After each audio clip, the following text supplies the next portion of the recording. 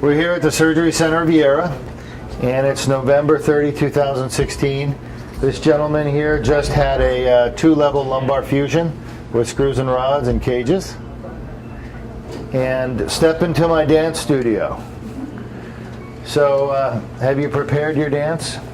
I think I'm just going to go off the cuff here, you know. All right. Now, he was a break dancer at one point. So I told him no breaking anything today, all right? Because we just had surgery. We came out of the operating room about 3 hours ago. And where are you going now? Home. Home. So lumbar fusion, we're not going to the hospital, we're going home. And how do you feel?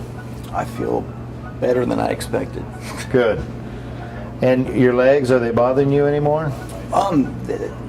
The numbness, but I don't have any muscle spasms. Good. That was Good. the main, you know. And the numbness usually takes several weeks to months for it to completely resolve. But Right. his nerves were being pinched. We unpinched them, and he's up walking around 3 hours after your back surgery. Yes. All right, you ready to Amazing. show us? You ready to show us some moves? Go ahead.